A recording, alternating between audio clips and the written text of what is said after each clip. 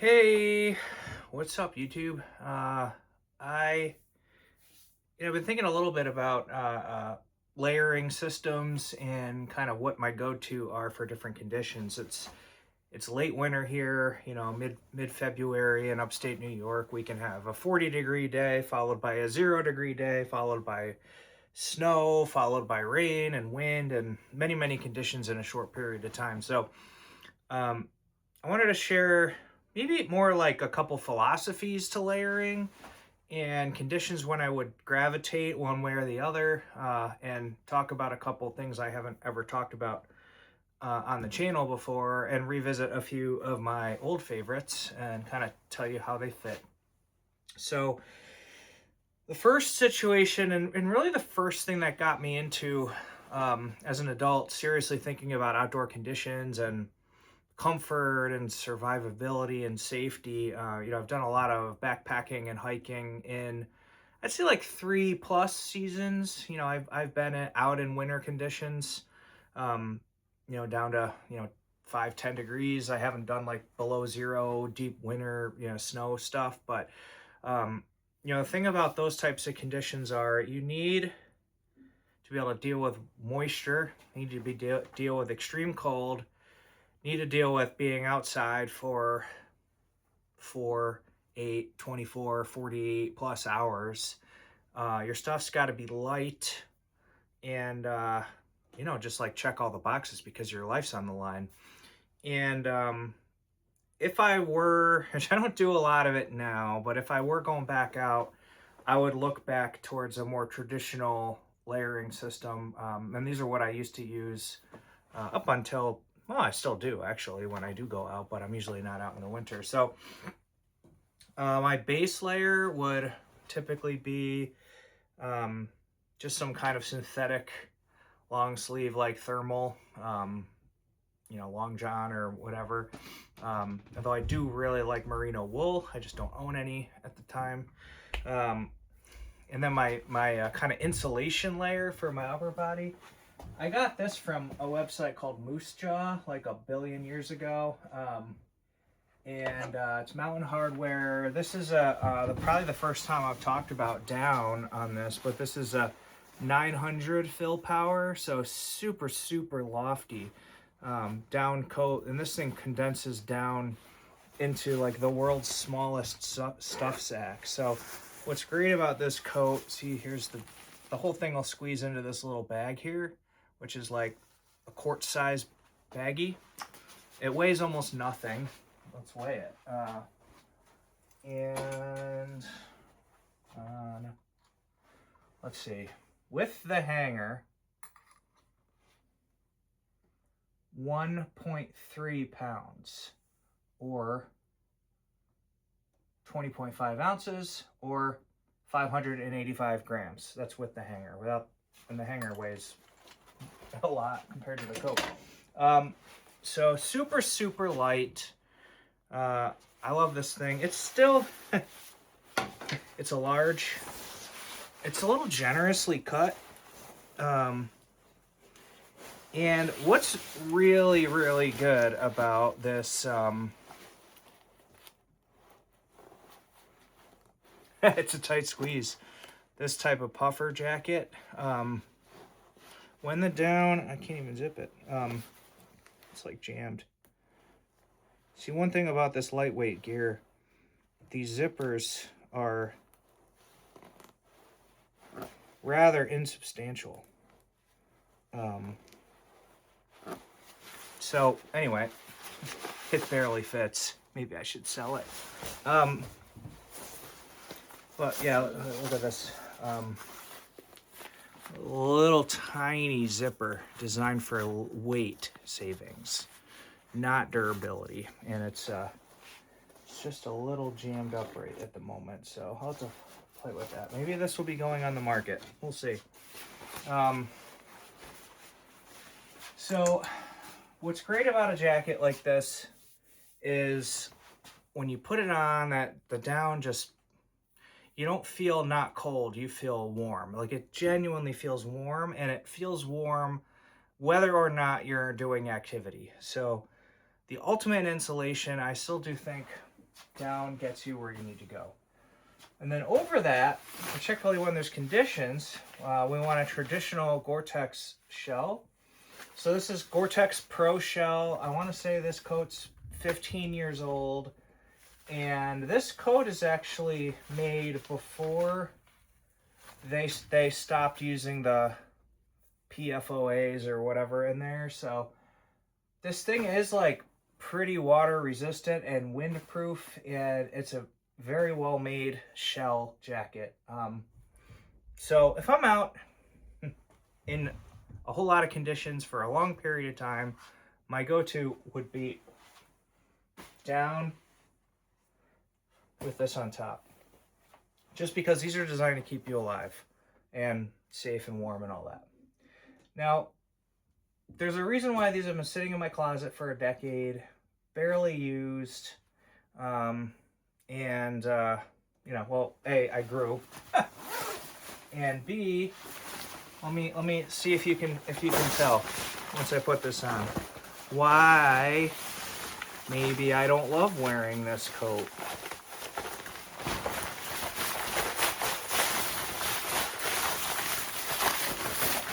It's so loud.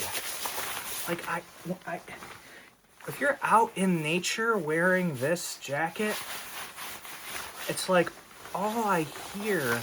And when you have the hood up, it's even worse. Because then it's like around your head, like, you know? Not my idea of enjoying a nice natural experience. So, you know, again, like, absolutely amazing fabric. Annoying. So this one, just from a weight perspective, no hanger, 570 grams, 1.26 pounds. So this is also very, very light. So that's my kind of outdoor, you know, like if I were going ice fishing, if I were going winter camping, I still would probably consider a system like that because it's just proven. But there are many conditions that I go to now where I'm not spending all day and all night outside. So I feel like that's where the weather wool comes in. Again, this could absolutely, with a few layers, be everything that I need for a backpacking trip. And unlike the other issues with the Gore-Tex, like, this stuff's like stealth mode. It's quiet. It's got insulation. It's warm. It can shed some water. It can shed some snow. If it gets wet, I'll still be okay. So, other things. If I have a fire, this isn't gonna be a fire hazard / get holes melted in it. This is plastic. You get a spark on here, there's a hole, if not worse. Same thing with this. You get a spark on this, there's a hole. And I've had this out by fires. It's nerve-wracking. This, you get a spark on it, you go, and nothing really happens. I wouldn't recommend doing it like on purpose to test, but you know, you gotta, it's not gonna burn holes in it. Again, this has got the wind resistance. It's got the ability to insulate. It's one garment instead of two. So there's a lot of reasons why I wear this, and this is my go-to now for if I'm just doing anything for a day outside. This is usually what I'm picking because I just build up the layers underneath, headgear, hood, whatever, gloves. And you saw some of the, if you did see some of my other videos, I was out 5 below, 20 below wind chill, working outside for hours, super comfortable. The other thing that this does that those don't do is when you get really active, that one, if you're doing any kind of activity with that down on, you're too hot. This one you can endure and go through a lot more activity without getting hot. I mean, just ventilate a little bit, but overall, it's just not too hot of a coat. But it gives you enough protection when it gets colder out. So this one, I would, again, I've talked about this in the past. If I could only have one jacket, if I had to throw every coat away that I own, keep one, this would be the one. It does everything. It really is the all-around jacket. Like, maybe it's not the absolute pinnacle of performance, but it's so good at everything. It's good all around, hence the name. And it performs admirably in a lot of conditions. I'm going to keep testing it. But the more I wear this out and about and kind of push the boundaries of my comfort and the fit and the versatility of having all these pockets and stuff, it keeps surprising me. And I was making fun of the zipper a little bit on this, old thing of this Mountain Hardwear. Like, again, this is designed for weight savings. You can see this is kind of starting to delaminate a little bit.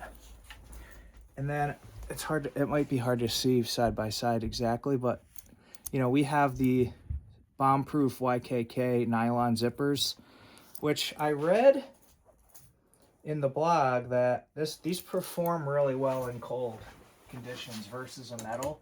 It's also a little bit lighter. So if the wool jacket has two downfalls from I'm going backpacking perspective, one would be the weight. It weighs more. So this is a no hanger measurement, and we're at 5 pounds.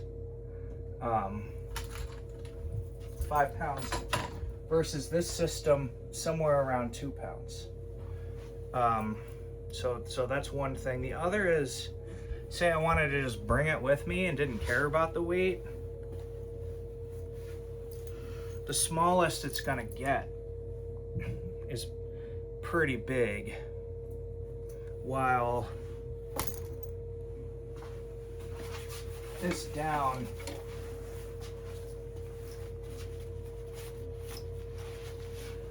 can, here we go, I'm gonna do it.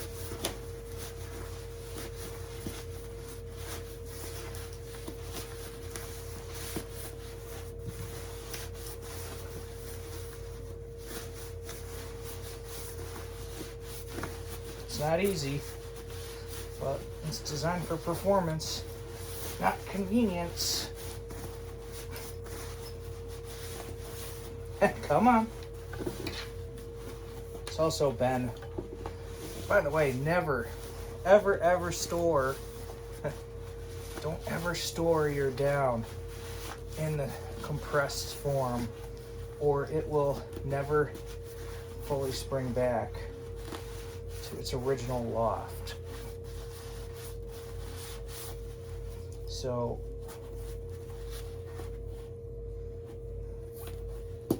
again, that's the down coat. So, again, there's trade-offs. Fragility, durability, weather wool versus traditional, I'm gonna call it circa 2000s outdoor system. Has a lot of advantages. And for my lifestyle, I don't do the ultra lightweight backpacking thing too much anymore. I have kids, and if I do go backpacking, I'm not shaving ounces because we're just going for a couple miles and a couple, one night. But so I'm not as concerned, and that's why these don't really fit, because it's been so long since I've thought I need down. Oh, gotta fix that. So I have this other jacket here because there's another layering situation that I do come across fairly regularly, and that is it's April, it's crappy out, and I have work to do outside.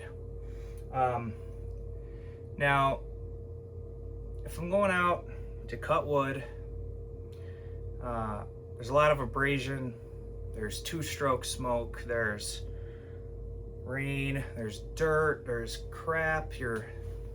I'm usually not laying on the ground, but if I'm doing a job where I've got to go roll around on the ground, get under a car, whatever, weather will could do it, for sure. But if I was going to purposefully go out and know that that's all going to happen, I'm going to want something that can take the abuse. Nothing for nothing. These jackets, these Filson tin packers, you can get on eBay for, I paid like $250 for this with a liner. So, you know, $700-800, $200. Which one are you gonna trash? I'm gonna save this for mixed conditions. Everything from I'm taking my dog for a walk to I'm going ice fishing to I'm going up to the camp for a day to do some, you know, light duty yard cleaning, snow shoveling, whatever. Perfect. I'm gonna go roll around under a car and like change tires and chop wood and, you know, just make a mess of myself. Anything where I'm putting on my elbows, I'll go for this. So, you know, this is basically a, you know, bomb-proof shell. Unlike the Gore-Tex, it doesn't breathe well at all. So, you know, for really hot kind of work, again, I love this coat, but I'll almost always take the liner out. I will almost always be ventilating because this can get pretty clammy on the inside pretty quickly. But it is still the go-to when it comes to durability, and I'm just gonna like go and like, you know, just be messy because, you know, when you're done you brush it off and good to go, and if it's beat up you re-wax it and you're good to go. I've had this coat for about 5 years, and, you know, patina's coming in. It's looking good. I like this coat a lot. It's a absolutely enjoyable work coat to wear. It's got lots of pockets, protects you in the rain. It's got the cape all around, so you got double all around, and it has the full Filson long sleeve full liner. So when we're talking about layering, again, I can draw it in a little bit with this. Talking about layering, my options here are liner or no liner. And if it's really cold, a lot of times I'll wear a vest and this liner and the coat. So again, you kind of get similar shell, insulating layer, base layer, as you get with the fancy stuff.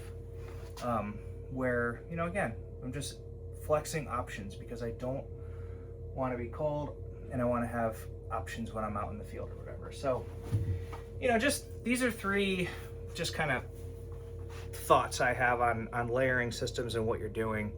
So I've got my work type stuff. I've got my general purpose daily driver, and I've got my high performance alpine gear. Again, if you think about what each layering system is going to be useful for, the Gore-Tex and down, it's like this. Not much at all. It's good for a few things, really, really good. The all-around jacket can do everything. The packer coat, tin packer coat, can do a lot of work stuff. So, you know, again, I'm fortunate that I have space and budget to kind of have options in my closet. But I do really think the all-around jacket would do it all. I could probably wear this for years and not wear it out. And if you think about, well, the cost of buying all this, the cost of buying all this, even other coats, this could replace many of them, if not all of them. So while this seems like an expensive price tag, I do really think when you realize what you don't need to buy to have a fully functional wardrobe, the weather wool starts to really make a lot more sense. And I never thought when I started doing these videos I would get so passionate about the weather wool products, but man, they just continue to impress me. And I was really wondering in these past few months as I wore it through the entire cold snap, is the weather wool warmer than the Filson Packer? And I went through a lot of conditions, and the weather wool is warmer than the Filson Packer. It feels warmer, it's versatile, it's got the hood, you can cinch the sleeves down, you can cinch the body down. The Filson Packer is pretty warm. The wool is actually thinner. You can't cinch the body down on that, and you lose so much heat out the bottom of that Packer coat.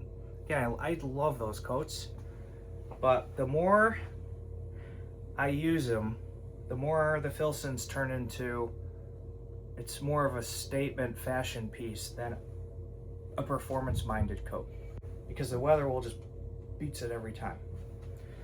So I'm not here to fight about Filson, weather wool, whatever. I'm just saying I've been really looking into this stuff, and weather wool just keeps coming out on top.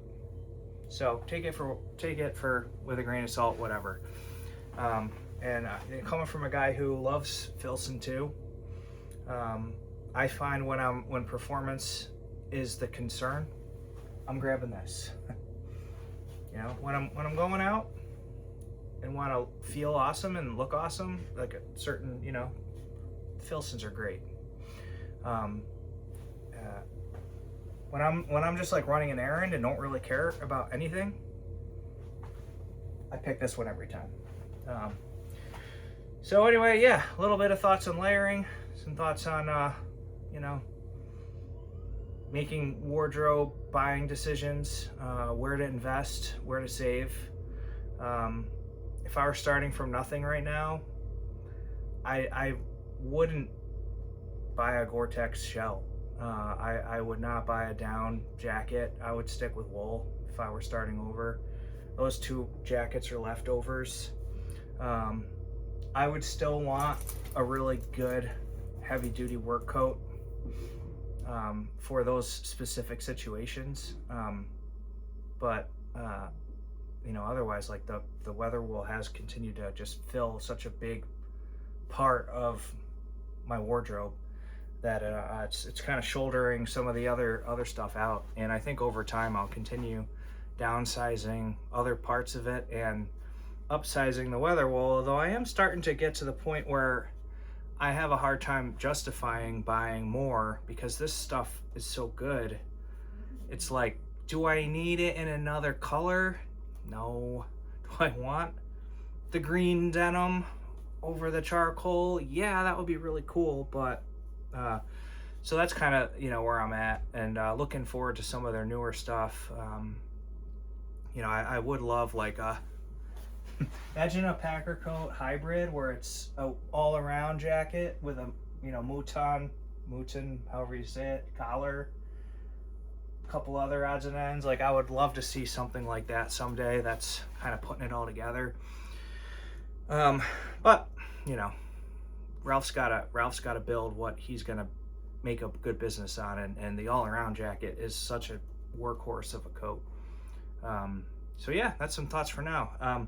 Ironically, having these discussions about the work jacket, so just talking about future videos, I'm on the cusp of having getting a tin duck denim trucker finally, after like 9 months of being on the list, and I'm so excited. Jason's been great. I bug him probably way too much, seeing where I'm at in line and doing measurements and all that. So we're in production now, so pretty soon I should have that, and then I'm gonna do kind of a initial thoughts on that, and then we'll do some comparisons on build quality, durability, and I kind of have this trifecta. I've got the Filson Legendary Tin Cloth, I've got the Mighty Wills, and I'll have the Tin Duck Denim kind of dark horse swooping in from the side. So I think it's going to be a pretty interesting